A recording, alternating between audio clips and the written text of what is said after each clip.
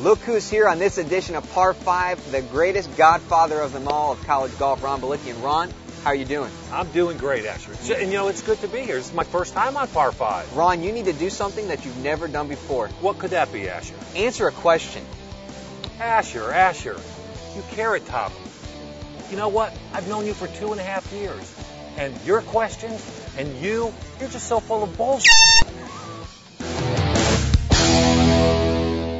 Hello, everyone, and welcome back to another edition of Par 5. I'm Asher Wildman, being joined by the man who needs no introduction, Ron Balicki. And Ron, we're here at Isleworth. It's another dominating performance for the Georgia Bulldogs here at this tournament. Why do they have this event's number? Now, is this a question I have to answer? You have to answer. I have to answer this. Well, Asher, I mean, it is. They have played well here every year. And, this year, boy, you really got to give the Georgia Bulldogs credit. I mean, they lost 2 first-team All-Americans last year. They have, 2 freshmen in the lineup this week, and they are just playing great. They're proved they have not missed a beat this year. Ron, do you know what happened at this event? Georgia coach Chris Hack drove back to the hotel room, or he's driving back to Athens later today. He's looking back in his rearview mirror. You know who he sees? Nobody, because nobody competed with him in his team this week. That's for sure. I mean, they just took it by the horns after that. They struggled a little bit the first round. They took it by the horns, and they showed what this Georgia team has potential of doing for the rest of the year. And he's got some young guys in the lineup who are replacing some pretty big feet. Absolutely, and they're doing a great job. Plus he's got the experience. Experience, you say. I mean, Brian Harmon's a junior, and Hudson Swafford is a sophomore, and they're a good team. And they're a good team. Leave it at that. All right, we move on now, Ron. There's been a lot of good teams so far in college golf. Obviously, Charlotte's off to a great start, but who's your biggest surprise team of the year? Well, I mean, certainly, again, like you said, Charlotte. I mean, we knew that they were going to be, a good team. I think they were like 15th preseason, but to come out and win 3 straight tournaments, their first 3 tournaments, that's a pretty shocker to me. And, of course, you and Jay put it out, the old boop, boop, from the last one, Hop on the bus, Ron. Hop on the bus. Chattanooga is Well, I'll tell you what. We're in the 407. For those of you who don't know, that's Orlando's area code. So I'm going to represent the 407, and I'm going to represent my alma mater. How about UCF? UCF. That's right. They're not the Golden Knights. They're just the Knights. Ron, this is a team that Nick Kleinert, he's been putting together for a couple of years. But the one thing that UCF still needs to improve on, in my opinion, and I've spoken to other people about this, they have to figure out how to play the last 4 holes of a round. They play 1 through 13 very good, but then when it gets to 14 through 18, they just kind of, stumble it in. Well, and I'll throw another team out for you. My state team now. How about those Arkansas Razorbacks? The Hogs. The Hogs. They not rated in the preseason, and now they're 22nd. 4 top 5 finishes Ron, so far I'm cutting this you off fall. because I'm kosher. I can't eat pig. All right, topic number 3. As to every good team, there's also some teams that are stumbling out of the gate. Ron, who's your biggest disappointment? Well, I think you'd have to say Coastal Carolina. I mean, you knew they were going to struggle, post Dustin Johnson era, but I didn't think they would struggle this much. They're ranked 86th, they had a lot of good guys on the right squad now. But I think you could see some improvement. They finished dead last at the preview, but they came back at the Ridges against a good, decent field and finished tied for 5th.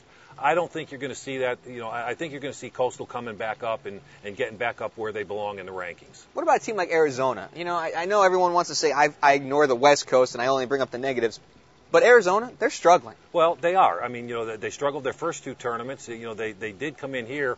And won the Wolf Pack out in Nevada, but they struggled this week again. So, But, Arizona is typically doesn't play well in the fall and turns it on in the spring. And obviously that's what Rick LaRose is hoping this team will do. But they have a lot of new young faces on that team. And that's the thing. Every year it seems like with Arizona, Rick LaRose comes in the fall, doesn't know who his lineup is, but in the spring they get it right. Okay.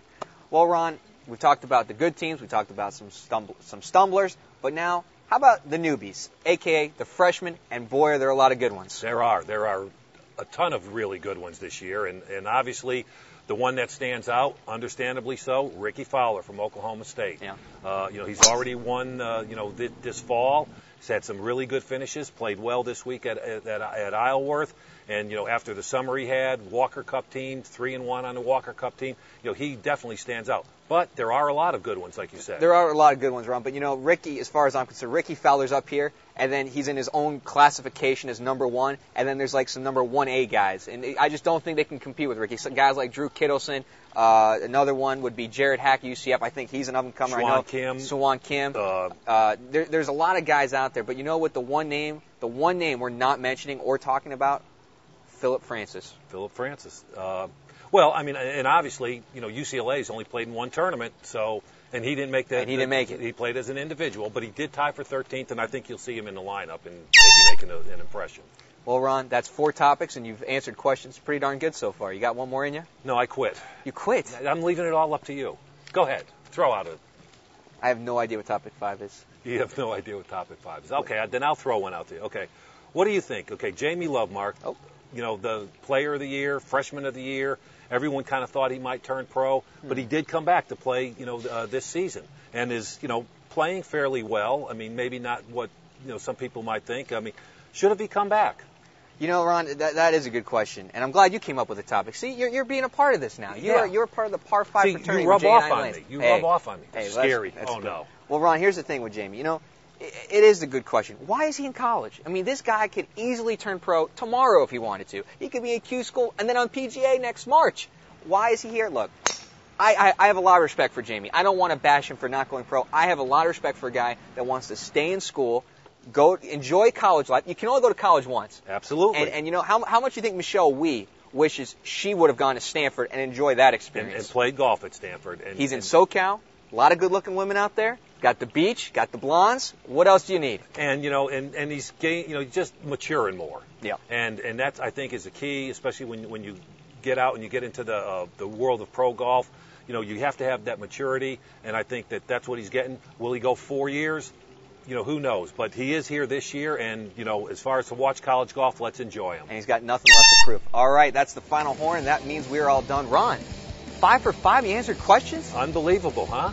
Cool. Does that mean I get invited back sometime? What's for dinner tonight?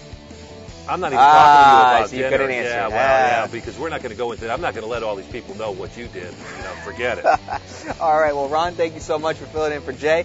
Good times as always, my friend. For Ron, filling in for Jay. Ooh, I'm not sure that's even all that good.